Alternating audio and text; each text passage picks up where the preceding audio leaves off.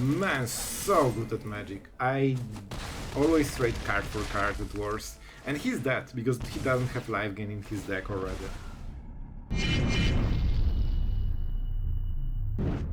Hello everyone, it's Sloth here, and today absolutely busted deck, man. We are at 73% win rate with this one, and we are flowing through Mythic like crazy. This might be your most interesting laddering aggro deck in standard right now, and it features Braids, Arisen Nightmare. This is why we are playing, and the games today will be really exciting. I promise you, man, even for an aggro you will love them. Alright guys, and we'll go directly into action. Just one thing, if you think that we are doing a decent job on the channel and you enjoy the content and you want to help it grow, please consider subscribing. It helps more than you think. Alright, and let's have some fun and smirk some faces. We have Harvester and Scoundrel, so we can go like this. We'll see what is their 2-drop. This is really important, because it depends if you can raise them or need to defend. Feldon is great, unfortunately. But man, this is a lot of power. I'm not sure if we can raise them, honestly. This really dies to Lightning Strike perfectly. We could make it a 3-3. And then go with the Harvester and try to kill Feldon. Alright, I think we need to be defensive. Unfortunately. Treasure token. Is this relevant? Next turn 4 mana. Not really. I think I want a 3-3. Man, can I really raise him? He cannot block with anything. Whatever. I'm going for it, man. We will try to be more aggressive than Monored on the play with perfect curve so far. Here's Lightning Strike, alright. One of their good cards. Still some damage acquired. The point is that I need to slow the game a little bit more. Alright, this might be it. This might be it.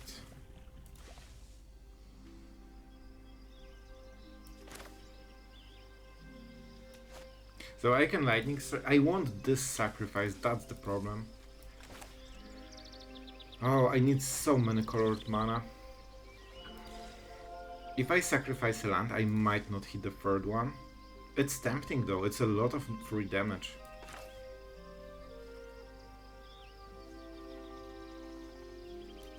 I think we're going for this, right?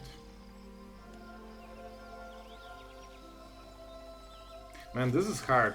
I think he will play another creature, right? So if there are 3 creatures, I won't have enough mana for everything. I think we are going like this. Oh, the pain is still here. Smark. We need to go really fast. He won't sacrifice a land, I think. But you know, we'll see. If he does, that's still okay for us. Like, we lose the same amount of tempo, but I already used my 3 mana, and he won't be using his 3rd mana. So it's kinda okay. Alright.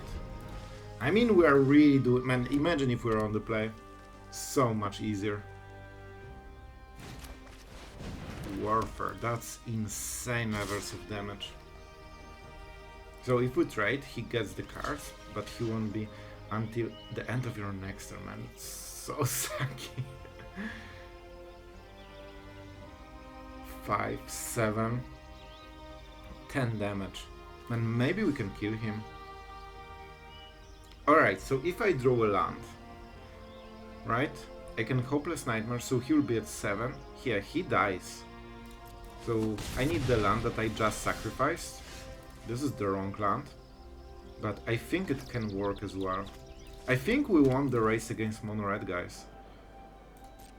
Yeah, Smirk for 5. They didn't appreciate the burst that we have. And we will torture him just a little bit, making him think that the decisions matter. Oh, but he... Oh man, but he has the enchantment. He has the enchantment. Alright, we'll try it like this. Alright. The bluff. The ultimate bluff, because he has the decision. And I knew he's mono-red player, so he will take the damage, thinking we cannot punish him. See, that's why decision-based cards are cool. If you play wrong, you will die because of your decisions, and even mono-red cannot save you. Right, guys, we are going first, so I would assume it's not mono-red. Let's see. What will we play? The Nightmare. I think it's okay. It gives a strong, start feeling, and we want to go with the Chandra and Goddric, probably. So yeah, let's see what he discards. Are you a mono red? No, of course not. That's why we are on the play. The more red you have, the more on the play you are. It's just a joke, alright? It's just a joke. A lightning strike easy. And let's go mountain into Scoundrel into probably buffing, right? Like we want maximum damage, and we know that he won't be able to remove it in response. Yeah, that was a really easy decision, to be honest. The other thing would be to discard a card to hit a land for Braids. I mean, this is really important, to be honest. So maybe we just go treasure to make sure that we get there. Oh boy, then we don't provide any pressure. I don't think it's a good choice, but it's the one that I kinda feel I have to do, or I risk losing the game super hard. He knows about the Goddric, he doesn't know about the Braids. This is a go for the throat, probably.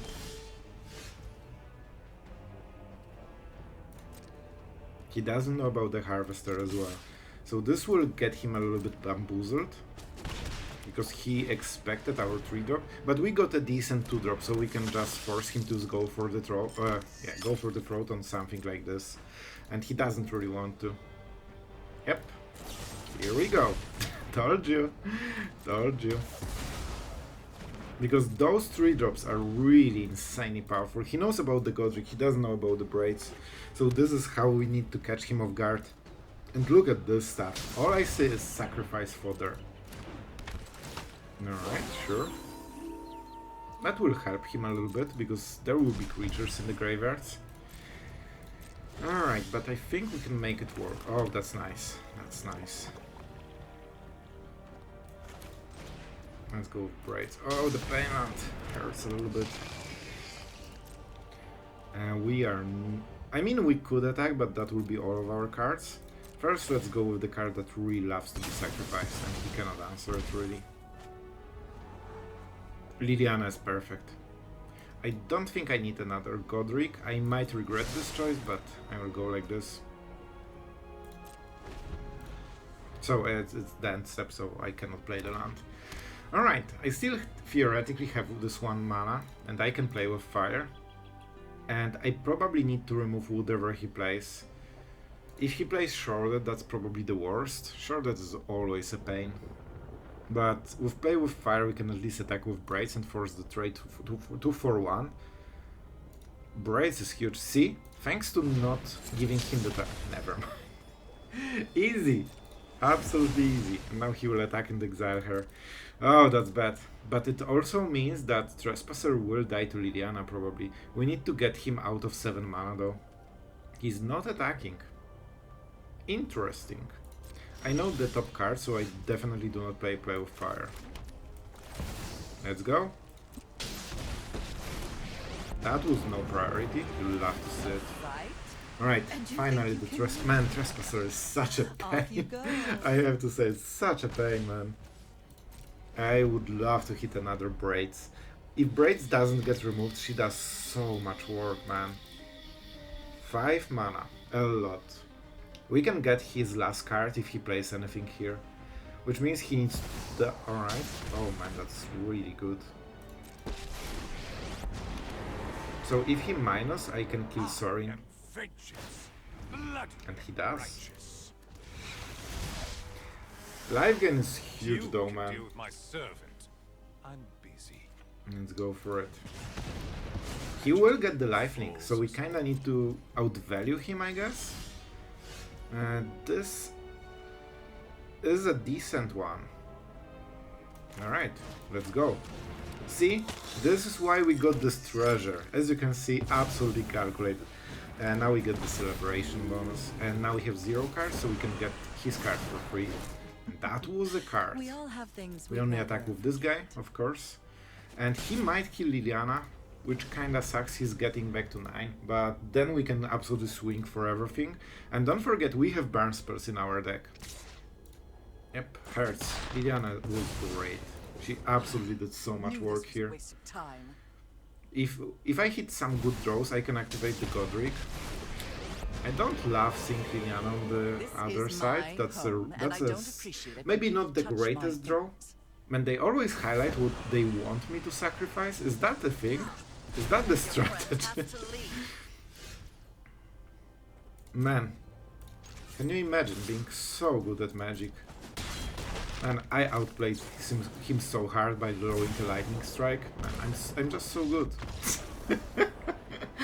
Oh man, that was closer than it looked. Alright, we're going first, and we have Kumano faces Kakkazan. Because we are really good at Magic. So we played Mono Red with additions. So of course we are doing it because we want the counter on the underdog. And I mean, we are getting a lot of counters. So let's take it. F4-3, it will probably die and do nothing, but you know, we are trying. Not Tapland, so go for the throat instantly. Oh, Virtue, even better. So really good draw so far for our opponent. However, we will be able to do something at least. Let's play another one. We go for the Nightmare. Oh my god, such a hard gameplay. How do you go for it with it? Oh, so 5 card control. Some damage acquired, but not too much. We will start to go underdogs if we can on the next turn, but we need to draw a land for this. A familiar. Oh, that was a little bit overdue. I mean, it's work. Oh man, such a quality gameplay right there. Alright, down to 11. This is really hard. Imagine if he didn't have this removal, but of course they always do. That's how you play the format right now. I go Harvester, because this gives me the blood token, which means that I can celebrate. Because those were two permanents basically in one turn. Alright, he wants the pump. Here's the ley line. On Goddric, right? Yeah, sure.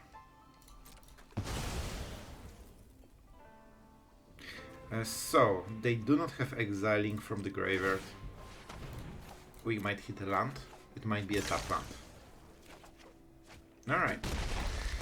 So, with this one, we are closer and closer. Like, we need to hit this for mana for the underdogs, but I guess it wasn't needed. Man, I'm so good at Magic. I just played all of the cards from my hand. Alright, opponent goes first. This is a really bad hand. It's borderline mulligan, man.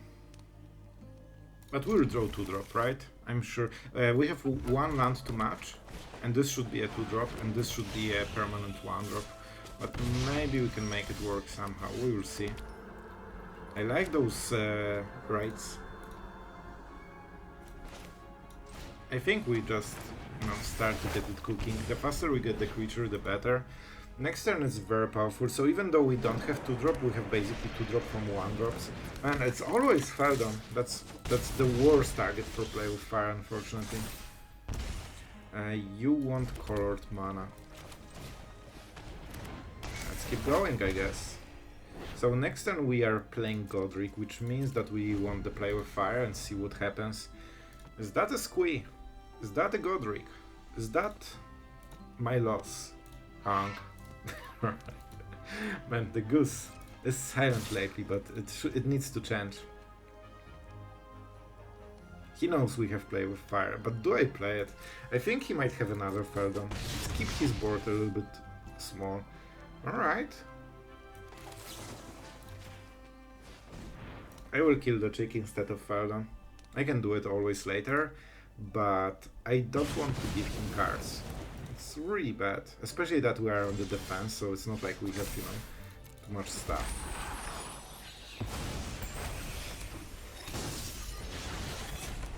So this will be the effect. I think he has Lightning Strike. Oh, I have a wrong mana. It's not like I have a choice then. Because I think it will enter the...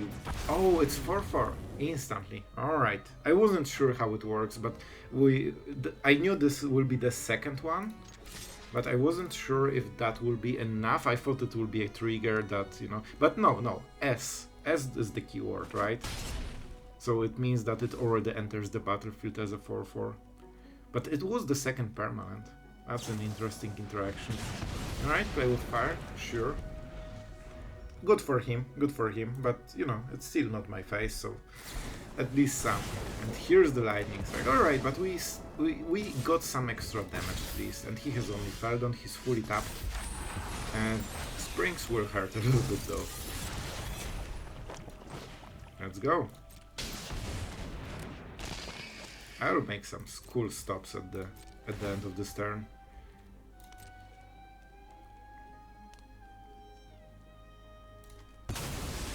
Do you want to sacrifice one of your lands? If he sacrifices and doesn't draw a land, he lost. Alright, and okay, I put the stop in case he sacrificed a land. I would play with Fire Feldon because he would get mana screwed then. And he would not get the Feldon value at all. So that was the idea, that's why I put the stop. He didn't go for it, so the play was kind of, you know, meh. I think it might be a lightning strike for Braids. Sure, bro. Enjoy your 2 damage. Now you will feel why Feldon has disadvantage of not being able to block. Scoundrel, sure. Let's see, if he goes for the Wicked Roar, I will probably play with fire his Scoundrel. And I think he will do it. Oh! That's interesting. He can still negate 3 damage. If we do this, we seem... Okay, but first we wait for the effect, right? We don't give him the full information. Alright. Now we kill the blocker. And we go for 5 damage at least, then sacrifice for 7, and he needs to kill us on the next turn on 2 mana. Yeah, that's fine. We're ranking up. Alright. Oh man, I'm really good at magic here. Man, this will be a blast. If they don't have 2 mana or 1 mana removal, they will probably die. They actually need 2 mana removal. They need to go for the throat, or they will eat so much damage it's not even funny. Alright, it might be some kind of Boros. I mean, I know, great. Some insane deduction right there. Is this better? I don't want to sacrifice it. I don't need the blood token. And this dies a little bit better than the other card. So I will go for the underdog in this situation because there is high chance of, you know, some removal on the next turn. Is that a smite? Right, I hope he taps out, man. This will get him for the last 2 cards. Scoundrel! Alright, so it's an aggro deck that is just going to lose. That's fine, I don't mind it at 1 bit, you know? You should... No, he cannot attack, he cannot block. It's just bad all around for him. I guess he can try to trade against Kumano, but... Bro... Yeah, like... That seems to be a very hard decision for him. Smart! That's how we play. Oh man, he actually wants to race us? I don't think it's viable. I don't really think it is viable. Now we will go with the Harvester. And do we go with the Nightmare or just try to hit the underdog with haste? Alright, I will go with underdog with haste. I want to turn Lifar, right? Because I will do it at end step and he doesn't know what the strategy is. If he wants to trade against us or race, he's so out. Alright, those are 2 creatures, that's good for him. He won't buff anything. Alright. Let's go for the power play. You really want to get them to like 4 life and then surprise them with all of this. Man, so good at magic. Oh man, the true spirit of magic, just playing creatures and pressing attack all. I have no idea what the traits are. All I know is that I always trade card for card at worst. And he's dead, because he doesn't have life gain in his deck already. Oh, and I'm drawing cards as well, for some reason. So I just Hopeless Nightmare into Hopeless Nightmare and enjoy the fireworks. I really don't think he has a life gain in the whole deck, so it means there's nothing he can do about it. And this is why you keep those effects for the end. Most players, especially aggro ones, man, they just... moment. I could give the roll here. Man, it's more fun this way. Like, let's be honest, it's more fun. Let's torture them just a little bit. Wicked roll here. And what you gonna do? No Emperor. I should just play those two, but it's way more fun this way, man. They also need to block both of the creatures. Destroy evil. Oh, that's not how you should do it. What they should have done is to destroy target enchant. Oh, okay, they want to double trade. Cool. Enjoy the fire. Man, this deck is so mean. Hopeless Nightmare is a really good card. It's basically a play with fire that also doesn't give you card disadvantage, you know, contrary to play with fire. You can discard anything you like, my friend. So good at Magic. Man, playing aggro is so easy. You know what? Let's respect our lives total. Because he has little cards. Like, he will be down to 4 after this turn. And there's high chance he doesn't have what he needs. And we can even get rid of the 1 card extra. Let's go for the red. Do I want to go with the Scoundrel? I could also make a 4 for Braids. I really like the idea. Alright, let's first go for the Hopeless Nightmare before he knows what's up. And then we'll cast the Kakkazan. Alright. You know, it will pay dividends later. And our opponent has more Charming Scoundrels. That's a lot of damage, but maybe we can make it work. Maybe we can make it work. That is a lot of damage, a lot of power, and good draws for the next turn. I mean, they can. Alright, but that means a 1-1. And we still get the Scry. Do I really want the land? It's tempting, but at this situation I think we just roll the dice, because the next card can also be a land. And when you draw 1 land into 1 land, you have no value. Easy. Imagine struggling against 4-4. Alright, see? Still a land. So that would be absolute blowout if we didn't go with those lands to the bottom. However, I think it's pretty okay for us. Oh, double black, right? So I think we go for the land then. I could go for the raid, but it kinda defeats the point a little bit. I think we just wait and we try to stabilize.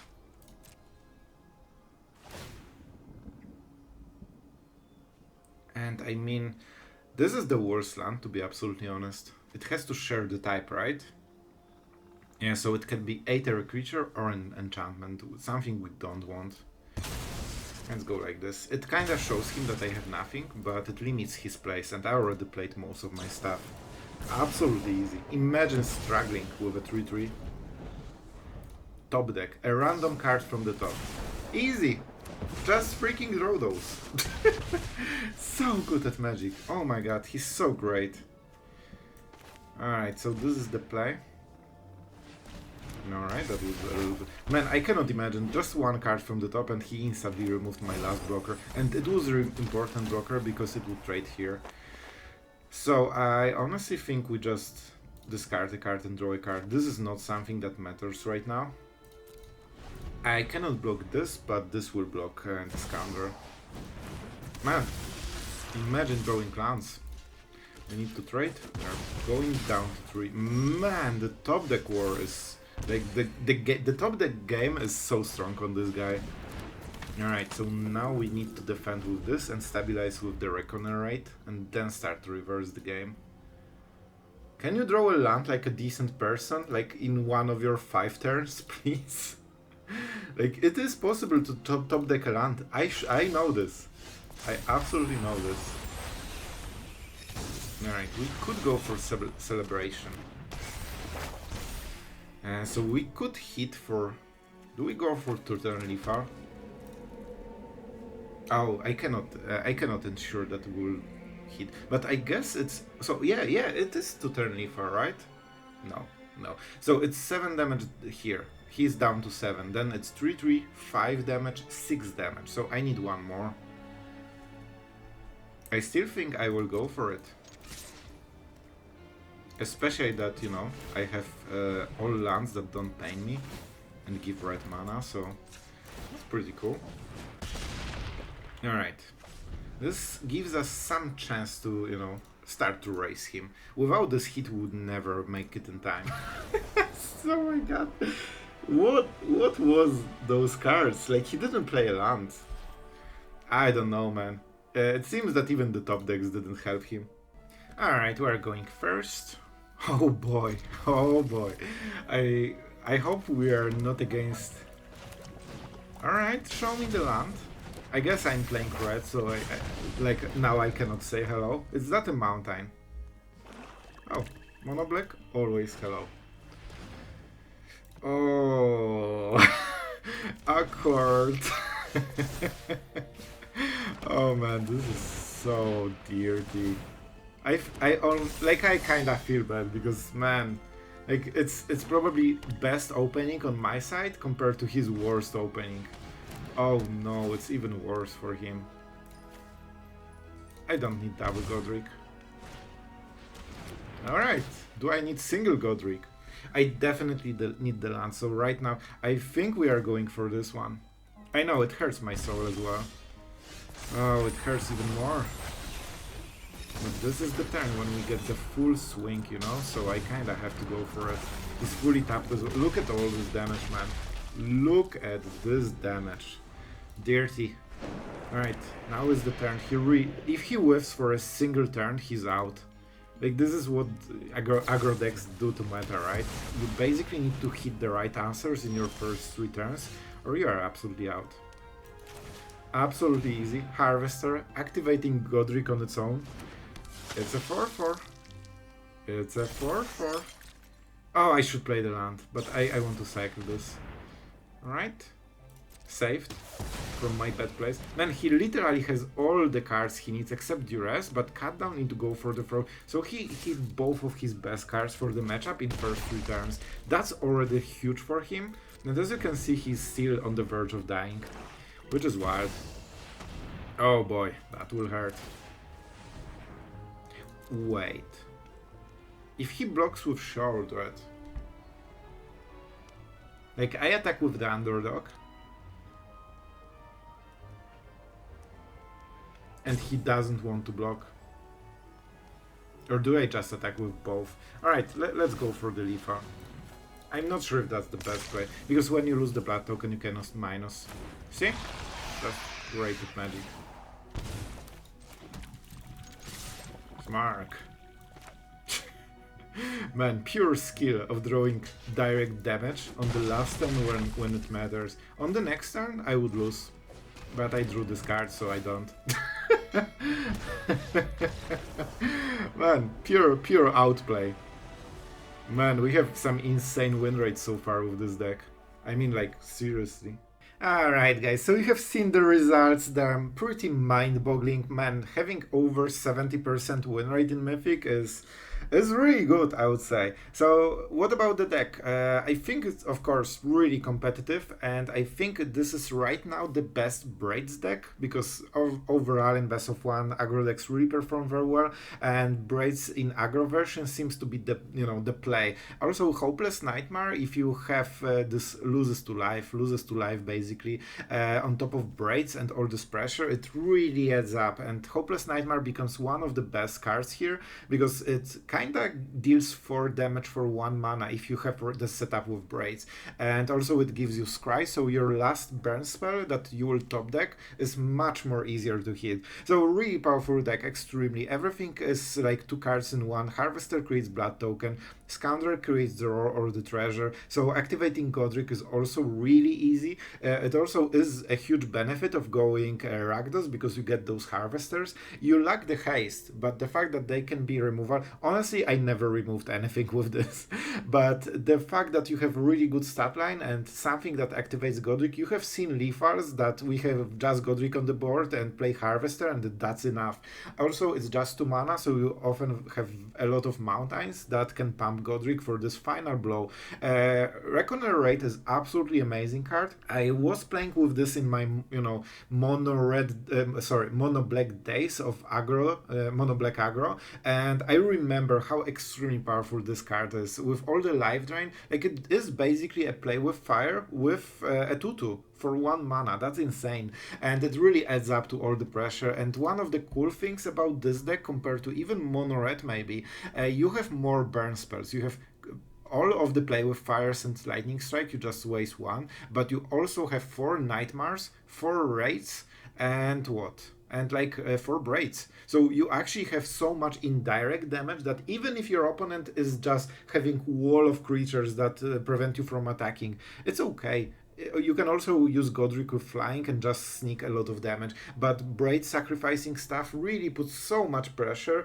So extremely fun deck if you like aggro. I personally won't be playing this probably. I still prefer control, but if you want to rank up super quickly with little effort, this one is probably the best option. Because you have decisions, and if you enjoy making cool plays, this deck is infinitely better than mono red. Of course, if you are pure win rate per hour, mono red might still catch this, but honestly, I didn't have 73% with mono red, so it might be even better. Maybe it favors good gameplay, not sure. I had better results with this one than with mono red. And just tell me if you enjoyed this kind of stuff, because I can play aggro decks if you guys want. I've seen some requests to play mono red even, so I hope the person is watching and he will be happy. So I mean, yeah, that's it. Thank you for watching and see you tomorrow.